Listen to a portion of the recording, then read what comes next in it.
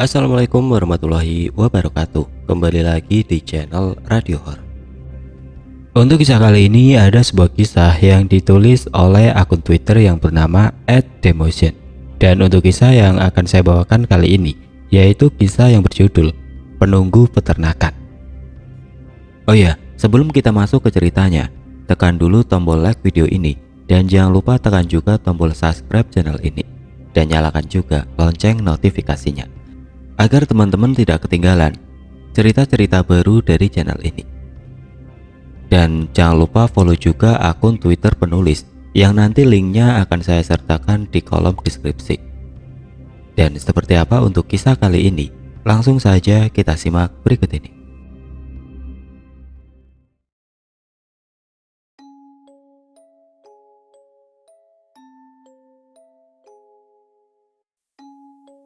Kalian suka makan ayam? Apa kalian tahu dari mana asal ayam yang biasa kalian makan tersebut? Ya, berasal dari kandang peternakan ayam broiler yang jauh dari perkampungan warga. Bukan tanpa alasan, karena memang kotoran ayam yang menyengat baunya, jadi harus dibuat jauh dari rumah warga desa. Berada di pekarangan atau persawahan yang jauh dari pemukiman, namun begitu dekat dengan mereka yang tidak kasat mata. Masih dengan kisah yang saya alami selepas lulus sekolah. Semoga kalian tidak bosan dan ada pemahaman dan manfaat untuk kalian semua. By the way, bicara tentang hantu atau setan atau semacamnya, kenapa mereka tidak mempunyai gaya gravitasi seperti kita dan semua benda di bumi? Padahal mereka sudah masuk ke alam manusia, alam yang ada gaya gravitasinya. Ada yang bisa jelaskan? Mundur ke belakang di mana awal berdirinya kandang ayam ini. Pertengahan tahun 2005, kandang peternakan ayam ini dibangun di bekas perkebunan mangga milik Bapak Haji. Dari awal berdiri sampai sekarang, tidak pernah habis cerita menyeramkan oleh setiap penjaganya. Puluhan orang penjaga berganti, puluhan kisah mistis juga mengiringi di setiap periodenya.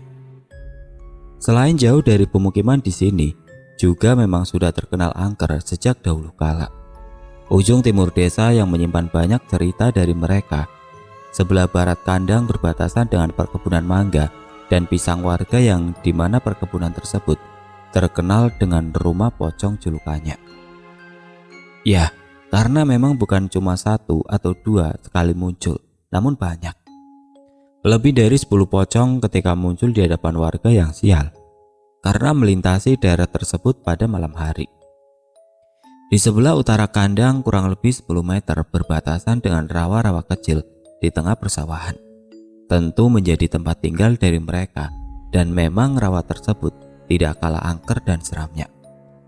Dari perkebunan pisang di sebelah barat, di sebelah timur kurang lebih 300 meter adalah pemakaman desa sebelah yang terpencil, berada di tengah persawahan. Makam dari orang zaman dahulu. Dan bergeser ke sebelah selatan, tepat di hadapan kandang adalah Kaliwetan yang dilintasi jembatan kecil, di mana jembatan tersebut adalah bekas pembantaian dari orang-orang pada zaman dahulu ketika penjajahan Belanda. Di bawah jembatannya adalah kuburan dari para korban pembantaian yang sudah menjadi sungai kecil untuk irigasi persawahan warga. Saya jadi tertarik mengangkat cerita ini karena 3 hari yang lalu saya bertemu Usman. Panggil saja demikian.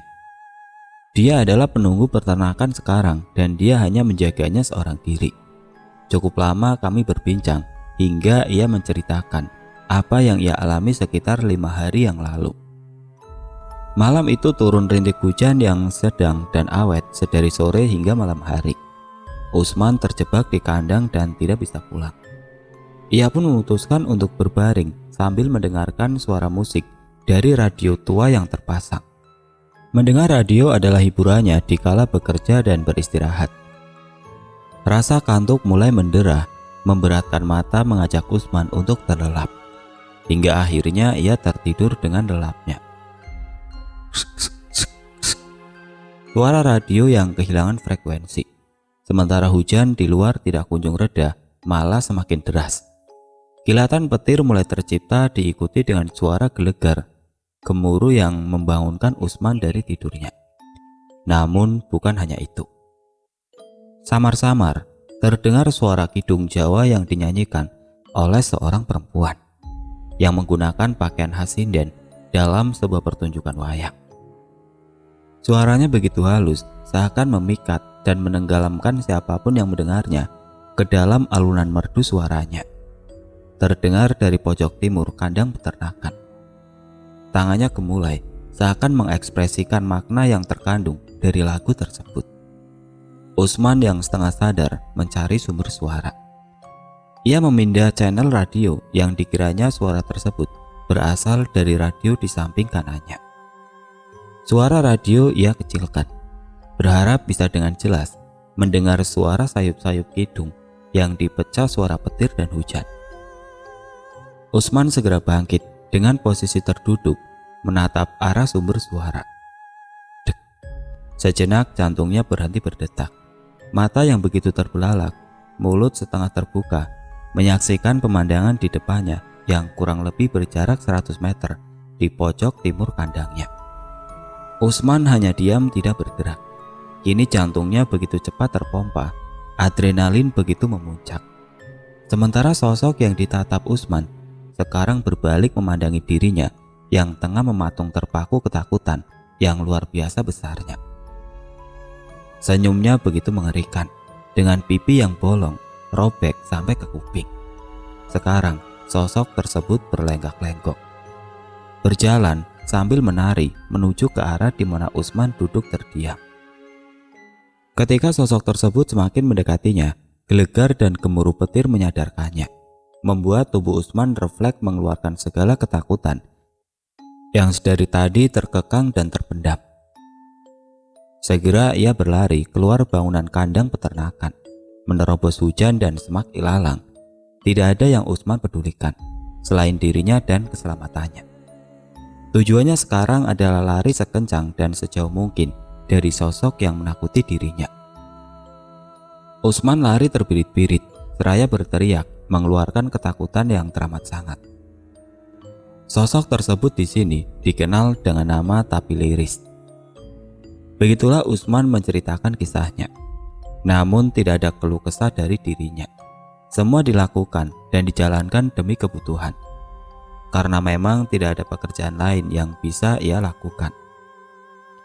Dengan penuh resiko dan ketakutan, ia bertahan entah sampai kapan. Setelah selesai mendengar cerita Usman, saya tertarik untuk menulis kembali pengalaman yang pernah saya alami dan dari cerita para penunggu peternakan terdahulu. Tahun 2014, setelah lulus sekolah, belum ada keinginan untuk kerja jauh meninggalkan desa. Masih ingin menikmati waktu libur dan menganggur. Beberapa bulan berlalu ketika sedang asik menikmati malam bersama kedua teman saya, Dio dan Irfan. Seperti biasa, kami kumpul di rumah Irfan hanya untuk menghabiskan waktu dan kegiatan yang tidak terlalu berguna.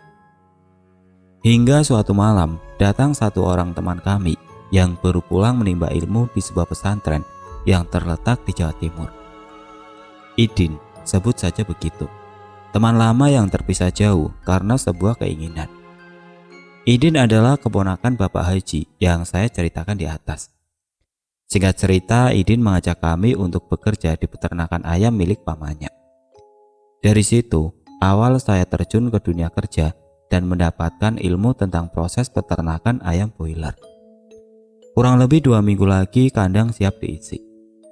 Hal yang pertama dilakukan adalah membersihkan lantai kandang dengan air bertekanan tinggi, bertujuan untuk menghilangkan sisa dari kotoran ayam. Pekerjaan yang melelahkan karena memang harus bersih dan teliti di setiap sela lantai bambu agar tumbuh kembang ayam sempurna. Kegiatan ini kami mulai pada sore hari sampai tengah malam. Bahkan kami harus lembur membersihkannya karena waktu yang sudah mepet dengan jadwal. Saat malam hari, suasana terasa begitu berbeda. Sangat sunyi, gelap, dan hampa. Namun entah mengapa begitu pengap nafas ini, seperti tengah berada di dalam kerumunan. Hanya deru mesin pompa yang terdengar, seperti tidak ada tanda-tanda kehidupan di sini. Kami kerja bergantian. saling mengganti jika dirasa sudah lelah. Kandang ini sudah lama kosong, kurang lebih 3 minggu lamanya. Kami membersihkan sela demi sela secara detail dan penuh kesabaran. Bangunan kandang yang 90% berbahan kayu dan bambu, luas 5 meter dan panjang 80-100 meter. Ketika mereka sedang bekerja, saya memilih turun menuju pondok yang berada di tengah terapit bangunan peternakan ini untuk sekedar membuat kopi dan beristirahat. Setelah membuat kopi, saya duduk menatap keadaan sekitar yang gelap dan dipenuhi pohon mangga dan pisang. Ada satu pohon pisang yang menarik perhatian saya. Daunnya bergerak-gerak, namun hanya sendirian di pohon tersebut saja. Semakin lama semakin cepat ritme gerakannya. Ah, masa bodoh, ucapku sambil meminum kopi. Namun semakin lama semakin saya dibuat penasaran. Hanya beberapa detik mengalihkan pandangan, tiba-tiba sudah muncul sosok berkain putih setinggi pohon pisang. Saya mengernyitkan dahi, memfokuskan pandangan dengan penuh tanda tanya. Saya menyemburkan kopi seraya mengumpat kata kotor ketika sosok tersebut menunjukkan wujud dan mukanya. Gelas kopi tidak tahu terlempar kemana, berlari dan buru-buru naik menuju teman yang sedang bekerja. Entah kenapa rasanya begitu lemas dan lelah ketika sampai di atas. "Kenapa woi?" ucap Dio ketika melihatku dengan nafas terengah-engah dan keringat di kening yang menetes. "Gak apa-apa yuk, aman," ucapku menyembunyikan kejadian tadi. Saya memilih menggantikan tugas Dio membasuh lantai kandang. Sementara itu Dio turun untuk beristirahat. "Mampus, rasain, makan itu pocong," ucapku dalam hati ketika Dio menuruni anak tangga menuju ke pondok bawah. Selang tidak berapa lama, Dio kembali dengan keadaan sama sewaktu saya naik ke atas. "Anjing, bajingan, gak bilang-bilang ya," umpat Dio kepadaku. "Gimana? Enak? Ketemu siapa?" balasku dengan nada puas. Tidak terasa sudah hampir jam 2 malam. Masih terlalu panjang pekerjaan ini. Kami pun masih bersemangat dan sesekali bersenda gurau untuk menghilangkan kantuk dan rasa bosan. Krek. Tiba-tiba mesin pompa mati. Kami turun untuk memeriksa apa yang terjadi. Sedikit memutar jalan karena memang berada di pojok timur kandang. Di sebuah sumur tua yang dalam situ kami meletakkan alat pompa air tersebut. Dengan ilmu seadanya, kami mencoba mencari sumber masalah, namun semua nampak normal, tidak ada kendala. Bensin pun masih penuh, karena baru diisi beberapa menit yang lalu. "Kalau begini, tandanya suruh istirahat. Yang nunggu sumur mungkin gak nerima nih," ucap Irfan mencoba memberi masukan. "Ya udah, nanti lanjut lagi saja habis subuh," Idin menengahi. Kami pun sepakat untuk tidak melanjutkan pekerjaan ini. Sekarang saatnya untuk bersantai sambil ngerokok dan minum kopi. "Gelas yang satunya kemana nih? Kurang satu," Idin bertanya kepada kami. "Waduh, gelas tadi kelempar kemana lagi? Pas tadi lihat pocong," ucapku dalam hati. "Aduh, hilang gelasnya satu." "Udah sih, barengan aja ngopinya." Kami beristirahat dan bersantai sambil menunggu waktu subuh tiba. Hingga datang waktu yang ditunggu. Azan subuh sayup-sayup terdengar. Kami mencoba menyalakan kembali mesin pompa yang tadi mendadak mati. Bismillah. Dan benar saja, mesin kembali hidup seperti semula. "Bukan bener," ucap Irfan. Kami melanjutkan pekerjaan dengan estimasi selesai pada sore hari. Ya benar, gila, konyol, stres. Bagaimana tidak? Kami tidak tertidur selama 24 jam lebih, dan jika diteruskan sampai sore hari, itu artinya sudah 30 jam lebih kami tidak tertidur. Nekat, semangat yang tadi kini hilang entah kemana. Memasuki jam 9 pagi, mata sudah minta ampun untuk segera dipejamkan. Tubuh pun terasa lemas, sudah tidak berdaya. Idin turun untuk mematikan mesin pompa. Sudah, tidur," serunya kepada kami semua. Kami semua tertidur di pondok bambu di tengah area peternakan. Pondok yang sempit dan jauh dari kata nyaman. Kami tidur pun harus berhimpitan menyesuaikan luas ukuran yang bisa dibilang pondok atau gubuk ini. Kami tertidur pulas di tempat yang seadanya ini. Woi, bangun bangun. Idin membangunkan kami. Lah, udah gelap, jam berapa ini?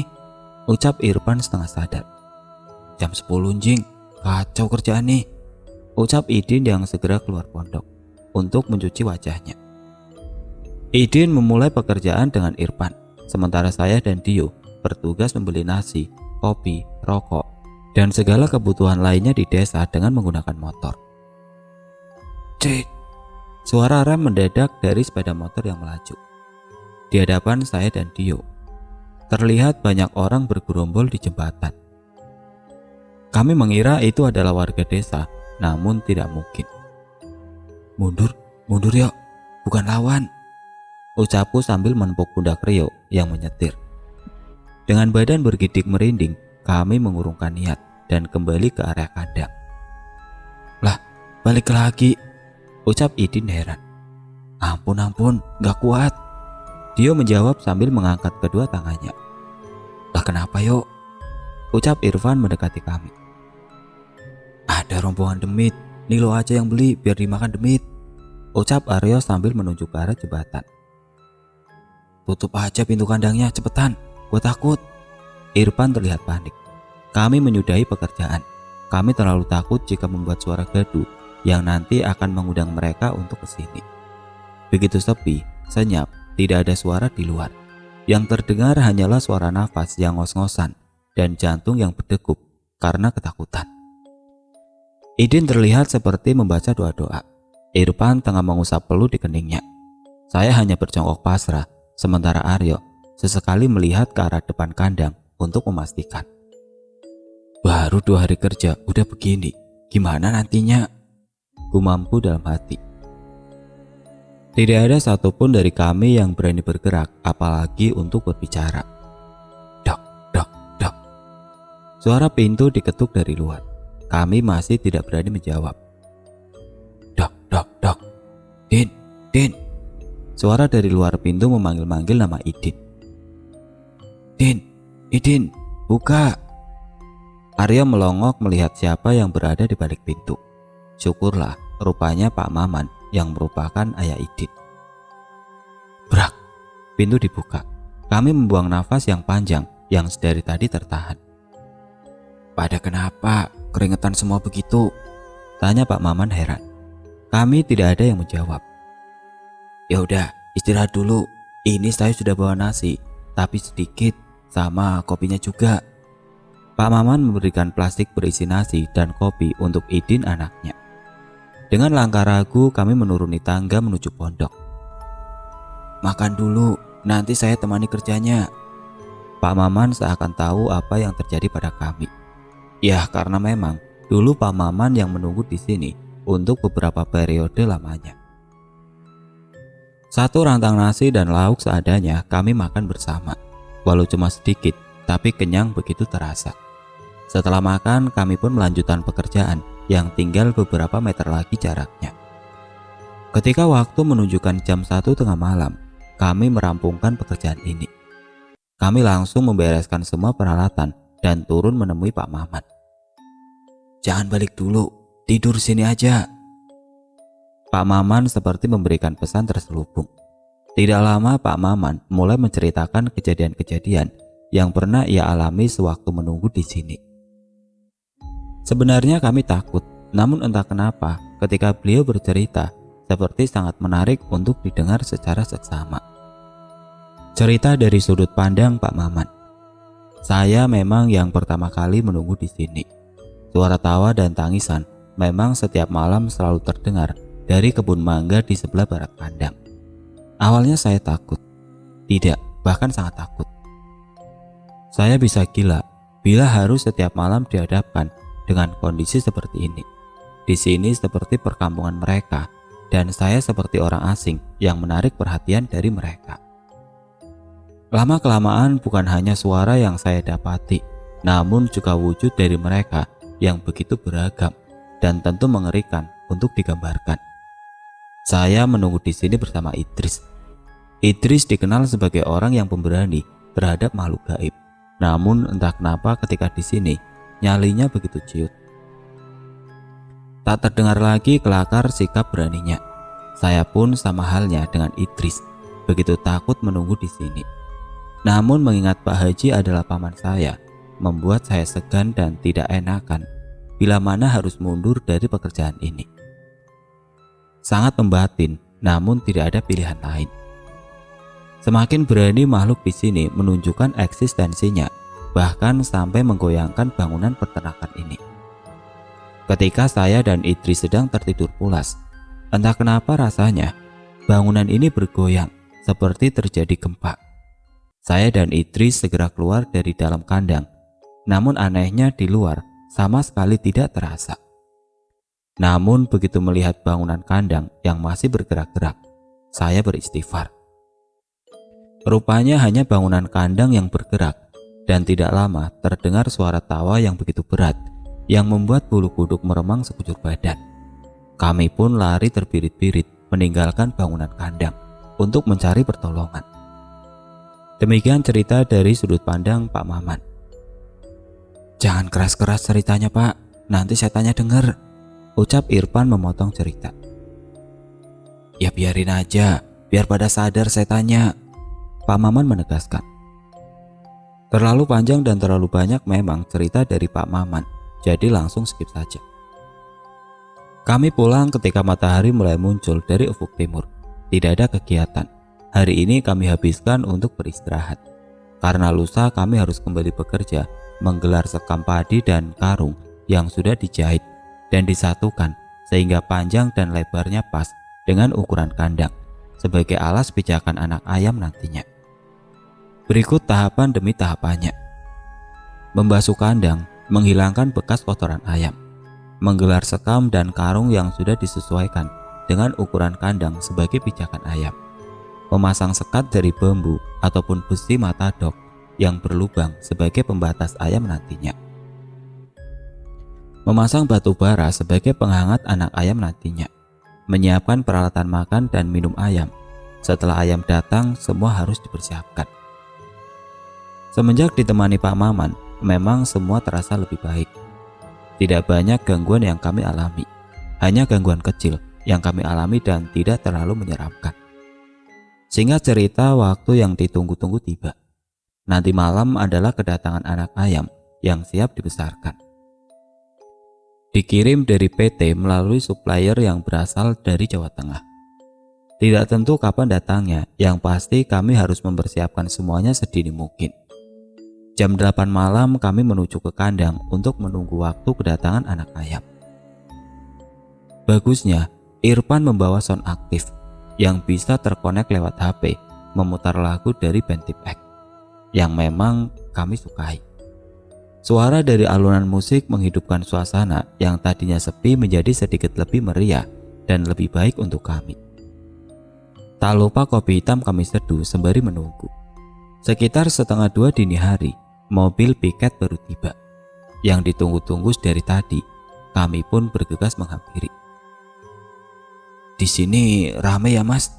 tanyanya kepada kami. "Rame apanya, Mas?" tanya Dio. "Itu tadi mau masuk ke sini, banyak orang di sepanjang jalannya." Kami berempat bengong penuh tanda tanya. Sudah, ayo kerja lagi," ucap Dio seraya masuk ke dalam mobil untuk mengangkut kartonan box yang berisi ayam. Setelah semua data dan jumlah box dicocokkan dan tidak ada kekurangan, maka tinggal minta tanda tangan si penerima. Tugas paling berat dalam budidaya ayam pedaging dimulai. Anakan ayam sangat rentan terhadap suhu, keadaan, tingkat stres, dan perlakuan juga mempengaruhi tumbuh kembang dari si anakan ayam. Untuk menjaga suhu tetap hangat, maka batu bara dinyalakan. Dan belum lagi ancaman dari binatang seperti garangan, tikus besar, dan kucing yang sering memangsa ayam harus dijaga ekstra. Hal seperti ini harus dilakukan selama 15 hari lamanya. Memasuki umur 7 hari, ayam harus divaksin agar daya tahan tubuhnya kuat. Dan rutin diberi juga berupa campuran kunyit, gula merah, dan lainnya. Di hari ketiga kami berada di pondok sambil sesekali mengecek keadaan di dalam kandang. Keadaan nampak tenang dan normal, namun lewat jam 10 malam, lampu tiba-tiba mati, membuat kami kaget dan bergegas memeriksa. Rupanya sedang ada pemadaman listrik. "Kerja sekalian uji nyali nih mah," gumam Dio. Tidak lama terdengar suara, gedebrak. Suara seperti hantaman di dalam kandang. Kami kaget setengah lata. "Duh, apa lagi nih?" ucap Irfan setengah heran. Namun di antara kami tidak ada yang berani memeriksa. Kami saling tunjuk dan saling melempar tanggung jawab. Setelah berdebat kecil, akhirnya kami memutuskan untuk memeriksa secara bersama-sama.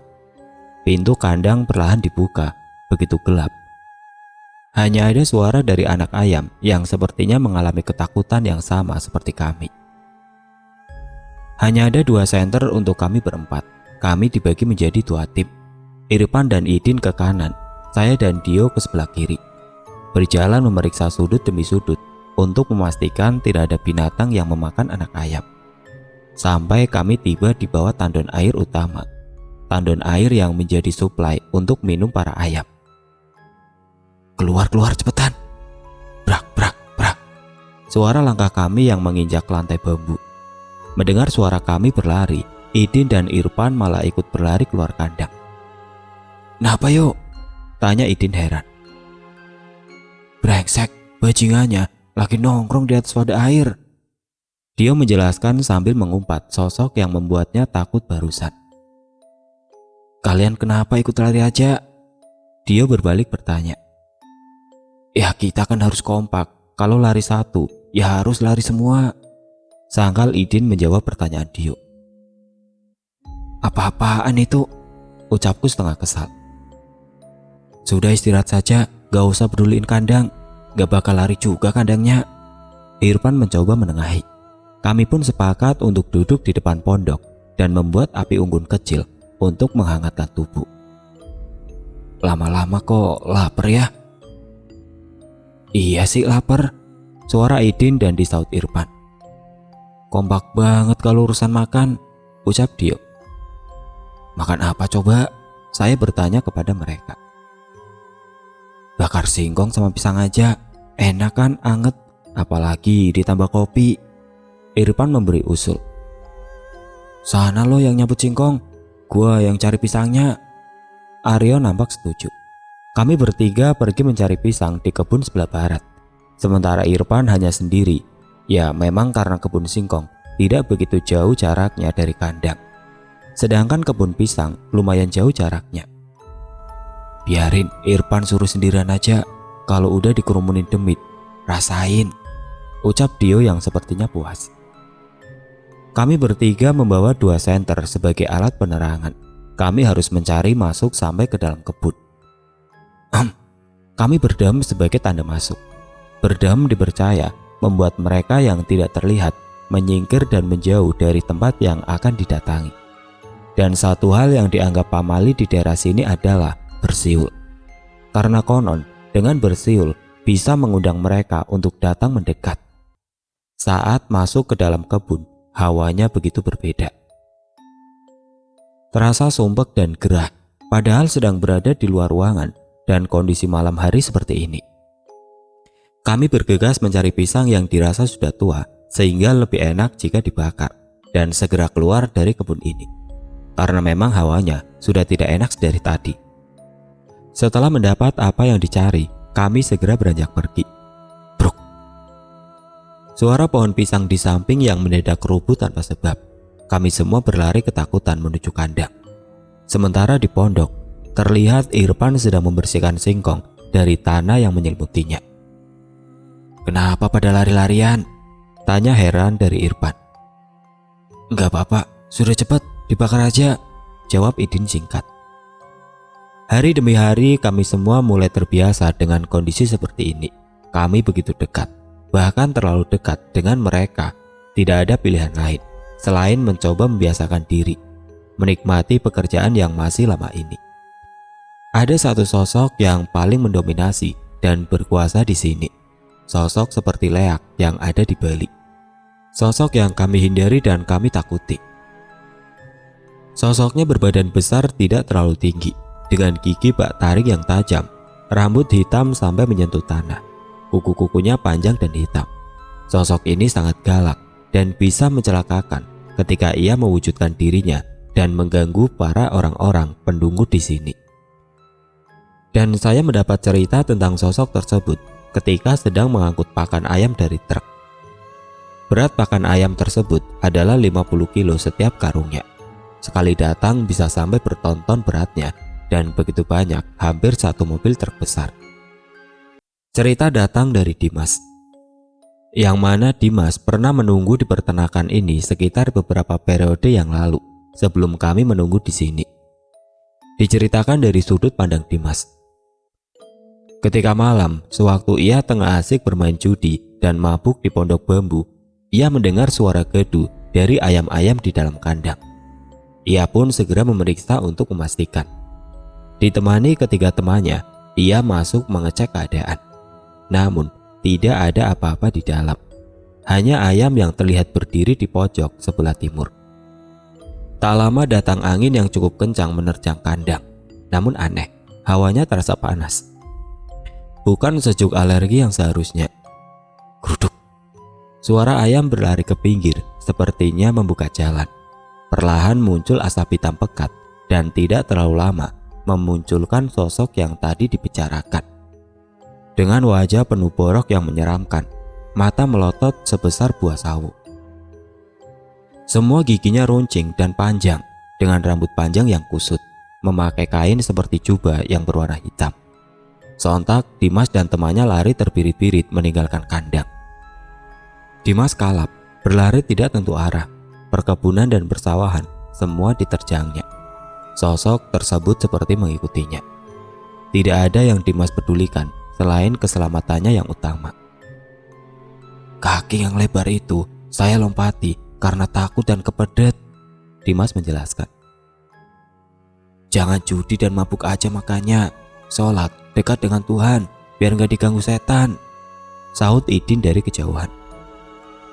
Kalau ngomong kayak orang bener, kalian itu casingnya aja manusia, tapi kelakuannya lebih-lebih dari setan, Dimas menjawab sautan Idin. Wah, brengsek, jawab Idin dengan nada bergurau. Ayam diberi makan pada waktu pagi, siang, dan malam hari, selalu rutin diberi makan agar mempercepat tumbuh kembangnya. Memasuki umur 15-18 hari, sekam dan alas dari karung diturunkan. Kemudian alas karung yang dijahit memanjang harus dicuci untuk menghilangkan sisa sekam yang basah karena kotoran ayam. Pencucian dilakukan di kali depan kandang. Ya, kali bekas kuburan pembantaian orang-orang zaman dahulu. Kalian pernah membayangkan berendam dengan sisa kotoran ayam? Ya, kami semua melakukan itu. Gatal, tentu saja, sangat gatal dan bau tentunya. Sebenarnya pekerjaan di peternakan ini lebih banyak menggunakan tenaga daripada otak. Karena hampir seluruh tugasnya memang harus melibatkan tenaga. Malam hari tiba, kami sudah menyelesaikan pekerjaan. Sementara karung yang sudah dijemur dan kering, kami lipat untuk disimpan kembali dan bisa digunakan lagi pada periode selanjutnya. Di antara gelap dan tengah pekarangan, kami melipat karung yang berwarna putih ini. Parno memang, karena warna karung yang menyerupai wujud makhluk halus. Namun semua perasaan negatif kami tepis. Fokus kami sekarang adalah segera melipat semua alas karung ini. Pan, lo tinggi banget taruh karungnya, Rio menanyakan kepada Irfan yang memang bertugas melipat karung dari sore. Ah, gua naruhnya di bawah semua kok, jawab Irfan tegas. Lah terus itu apa di atas pohon mangga? Tanya Dio heran. Tiba-tiba karung putih tadi melayang ke arah pohon di sebelahnya. Bajingan, lari! Teriak Dio kencang. Saya dan Idin pun ikut berlari tanpa tahu apa yang terjadi. Menyusul Dio dan Irfan yang sudah berlari terlebih dahulu. Ada apa lari-lari woi? Tanya saya kepada mereka setelah tiba di depan pondok. Dia pun menjelaskan tentang apa yang tadi dilihatnya. Bener-bener ini mah kerja sambil uji nyali, gerutu Idin dengan nada lemah. Akhirnya tugas melipat kami tinggalkan dan kami kerjakan nanti pagi saja. Mengingat malam ini tidak memungkinkan untuk dilanjutkan. Din, bikin kopi sih biar nggak tegang, perintah Dio kepada Idin. Siap bos, Idin menjawab. Mungkin yang dibutuhkan sekarang adalah kopi dan hiburan karena memang telah lelah. Karena seharian menahan panas, dingin, dan gatal yang didapat dari pekerjaan tadi. Kembali lagu band Irfan putar untuk memecah suasana tegang dan takut yang dirasakan. Hingga jam 2 malam kami tidak dapat tertidur. Masih sibuk seputar pekerjaan kecil di dalam kandang. Lah, musiknya mati sih, ucap Irfan heran. Paling baterainya habis Pan, sautku yang menuju ke arah Irfan.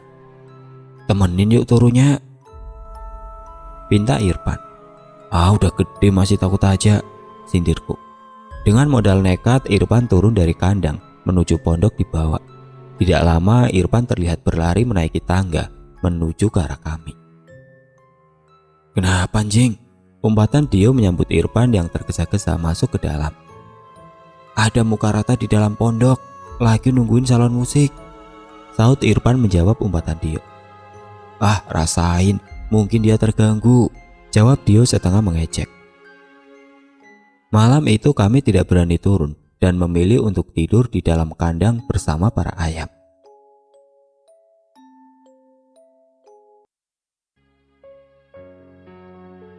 Oke teman-teman, sampai di sini dulu ceritanya. Nantikan kelanjutan kisah ini di video berikutnya.